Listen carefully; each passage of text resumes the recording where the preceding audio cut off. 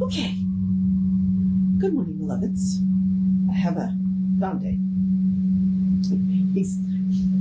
So I crashed out on the couch last night. I'm guessing I just haven't been sleeping really well, and so I fell asleep on the couch. And I woke up with 3 pictures on my phone that, were not there when I went to sleep. Because Giovanni had crawled up in my lap, snuggled up, and laid his chin in my hand and went to sleep while I was out cold. Dante doesn't do that, but he does come in when I am getting ready to do the live stream and snuggle with me for a few minutes. So that is what he is doing right now. That's why you got to see his paw. Whether you can see the rest of him or not, we'll see. All right, we are doing Hidden Power of the Bible. So let's do the housekeeping. And all the housekeeping is me reminding you that we are Creative Life Spiritual Center. Website is creativelife.org. Constant contact email info@creativelife.org. Each one email a week tells you what's going on for the week and the month, and the hot links are hot. So click here now means it. It's also a blind CC, so nobody will see your email. So you won't end up on anybody else's email list because of us. And I will mention the social medias merely from the standpoint of we don't monetize. We don't want to deal with the ads anymore, and you do. So we ask you instead, go like, subscribe, follow based on which platform you're on, and then engage with the individual post by reacting, commenting, and sharing. It bumps us in the algorithms, more people see our stuff. So a free and easy way that you can support the center is by getting our stuff in front of more people. And all it costs you is a click.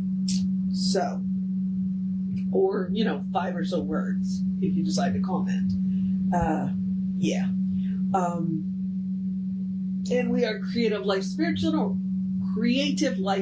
Center or Creative Life Spark, based on which platform you're on. Yes, you can see his nose. He's drooling. I've never had a cat that drooled before, and this one drools. He's also enormous. So, Hayes was bigger. Hayes was 21 pounds at the height of Hayes. So, and this one's only 15.3. So, but still enormous. Right? Aren't you? You're just a big bully. You're mama's baby. Sorry, I'm being a little weird on camera.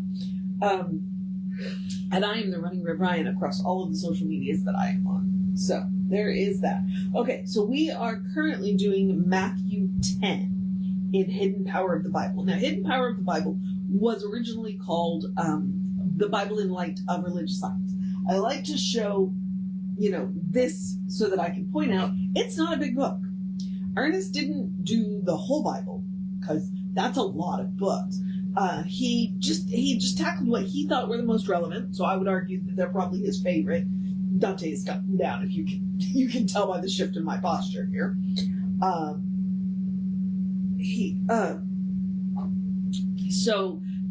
What he was doing was the ones he says are most relevant to us today. Not that the whole Bible isn't relevant, but these are just the ones he thinks are the most relevant. And he is focusing on the teachings of Jesus. We did a little bit from the Hebrew Testament, a little bit about, Genesis, and then Moses, because he calls Moses the lawgiver. And then Jesus is the love teacher. So that is what Jesus is here to teach. My allergies are a thing right now. Okay. Hang on. So, we read the selection from Matthew 10 yesterday, and what we are going to do is the law of circulation, which you've heard plenty about over the years that I've just been doing this, but still, this is from Matthew 10. Freely ye have received, freely give.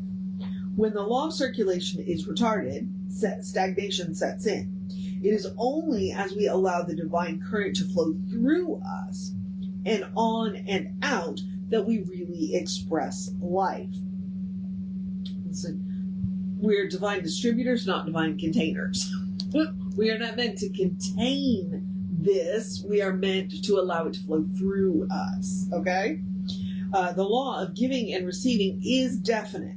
Emerson tells us to beware of holding too much good in our hands. the thing about holding too much good in your hands is, one, you start to drop it, and it doesn't make room for new. You know, you want this constant flow. That's why he talks about stagnation. Because of the unity underlying all life, no person lives entirely unto themselves, but through themselves they live unto the whole, which whole embodies all other lives. Therefore, they that findeth their life shall lose it, and they that loseth their life shall find it. Okay, hang on. I know it's a weird one. When a person's thoughts rest entirely upon themselves, they become abnormal and unhappy. But when they give themselves with enthusiasm to any legitimate purpose, losing themselves in the thing which they are doing, they become normal and happy. And there is actually really good research that volunteering can lift your mood. You know, if you're a little down, if you're a little blue, you know, one of the best things that you can do is go and volunteer. Go do something for somebody else, and it will lift your mood. It even helps with like clinical depression. You know, that it's not a take the place of medication. It's along with the medication. You know, volunteer. I mean, anytime we would do volunteer work, you just come home feeling so much better, you know, because you've gone out and you've done something to help somebody else. You know, like I said, there's good research on it.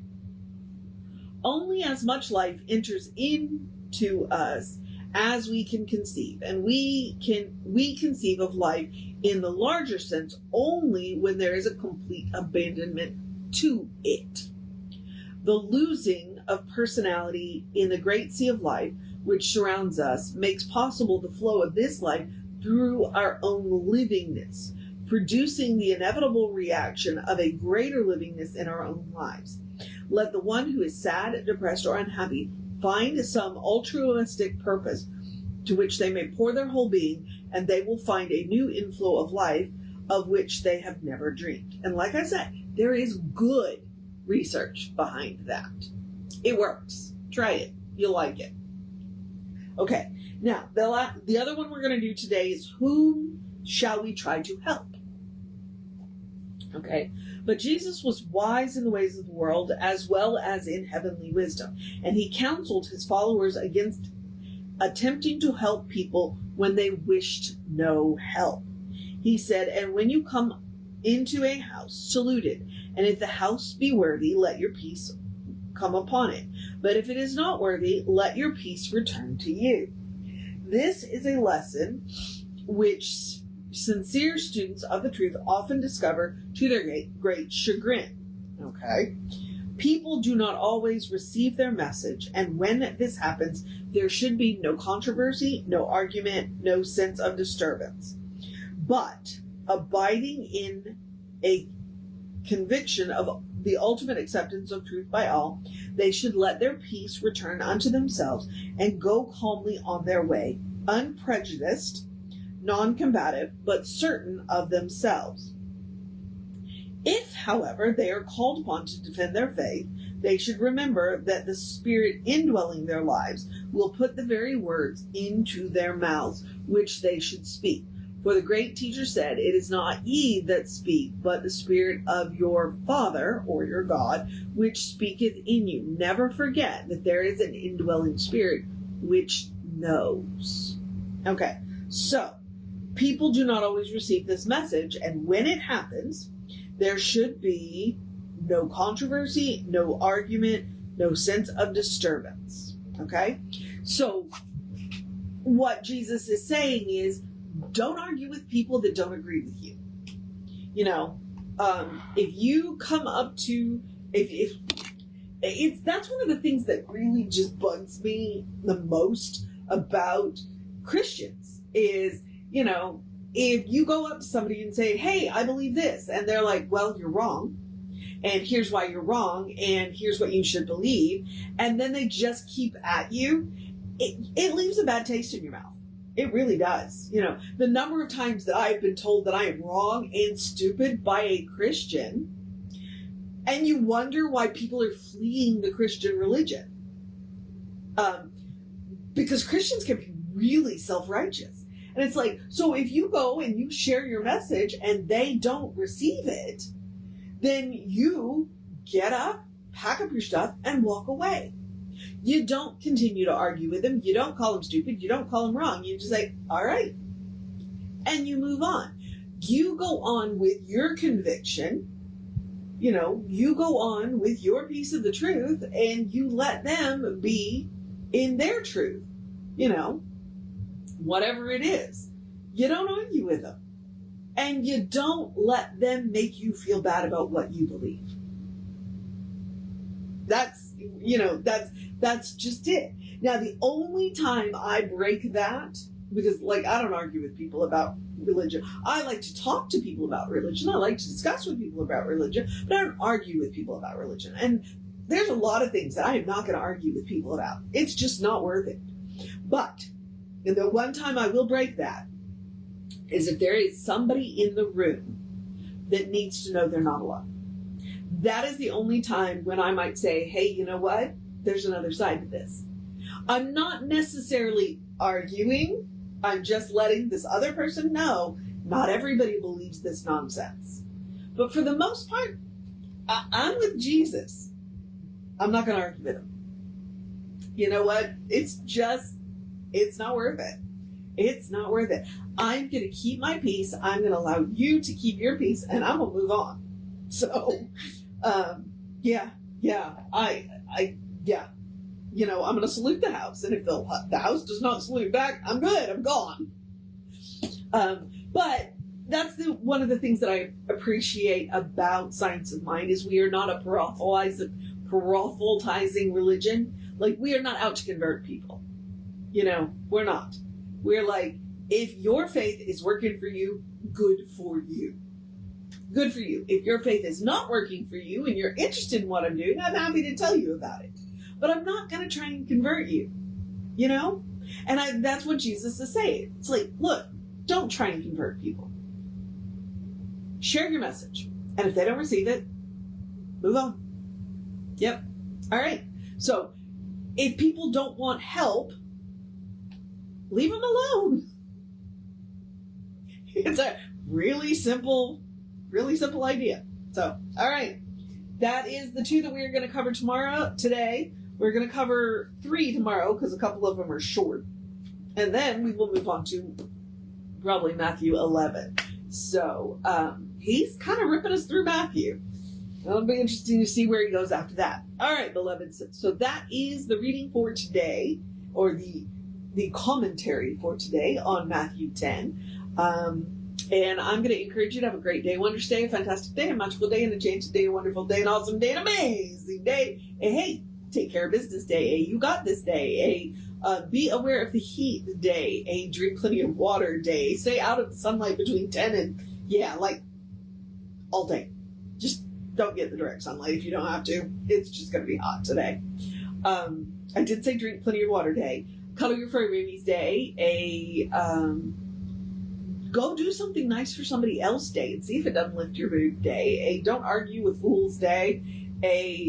Take care of yourself day. Make sure you make time to sit down and rest the day. You got this day. A good day. And if that is too much pressure, because occasionally it is, I get it. I do.